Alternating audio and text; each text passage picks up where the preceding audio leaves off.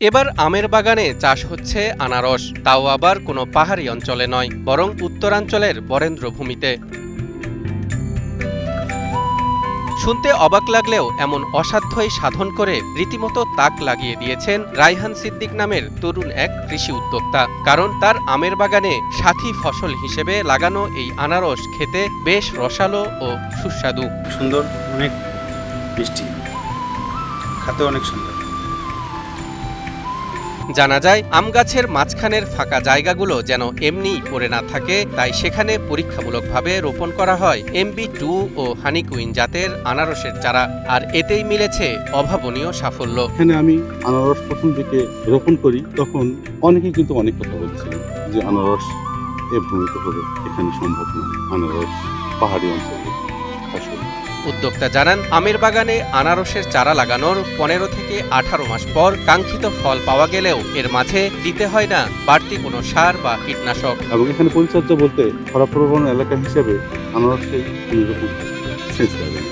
বিনা সেচে এটি চাষ করা যায়। বর্ষার সময় আম গাছের সার প্রয়োগ করলে সেখানে আনারসের সার কাজে লাগে, বাড়তি আনারসে কোনো সার প্রয়োগ করতে হয় না। বর্তমানে এই আমের বাগানে সারি সারি আনারস দেখতে ও এই সুমিষ্ট ফলের স্বাদ নিতে প্রতিদিনই ভিড় করছেন বিভিন্ন এলাকার মানুষ ও ব্যবসায়ীরা। আমি অনেকদিন যাবৎ ব্যবসা বাণিজ্য করি। টাঙ্গাইল, মধুপুর, আপনার সিলেট, জলডুঙ্গি, এই আনারসগুলা অনেক খাইছি বা বেচিছি। ইনশাল্লাহ আমি আজকে এসে রায়হান ভাইয়ের বাগানে এসে দেখলাম অল্পটুক জায়গা, মানে হয়তো বিঘা 2-1 জমিতে ফসল উৎপাদন করছে, চেষ্টা করছে। তো একটা ফল কাটছে ভাই, কাটে আমাদের খাওয়াইছে, অনেক সুন্দর সুস্বাদু, খুব ভালো লাগছে।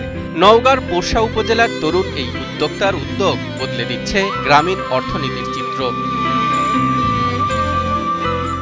এখানকার মাটি আনারসের জন্য দারুণ উপযোগী বলে জানান পোরশা উপজেলার উপসহকারী কৃষি কর্মকর্তা সামিরুল ইসলাম। এই বরেন্দ্র অঞ্চলের মাটিতে, উঁচু বরেন্দ্র অঞ্চলের মাটিতে আম বাগানের সাথে আনারস চাষ করা সাথী ফসল হিসেবে খুবই লাভজনক। কারণ আমরা সাময়িক প্রতি জমির অপচয় রোধ করার জন্য আমরা প্রত্যেকে আম বাগানের সাথে আনারস চাষ করতে পারি। কারণ এই আনারসগুলো আমাদের ভিটামিন সি এ ভরপুর এবং স্বাদে গুণে মানে অতুলনীয়।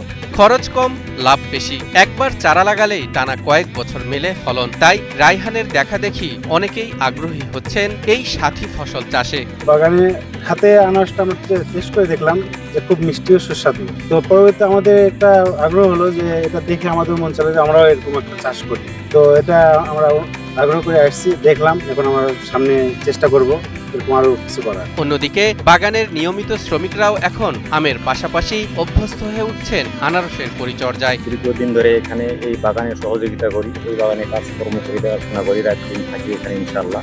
বড় চমৎকার একটা জিনিস দেখলাম এখানে এসে, যে আম বাগানের পাশাপাশি যে আনারস হয়, এত সুন্দর হয়। সুন্দর বলতে এখানে কোনো আগাছাও সাফ করা লাগে না, কোনো কীটনাশক, কোনো সার কিছুই দেওয়া লাগে না। একসময় যে জমি আম মৌসুমের পর অলস পড়ে থাকত, আজ তা হয়ে উঠেছে কৃষকের নতুন আয়ের উৎস।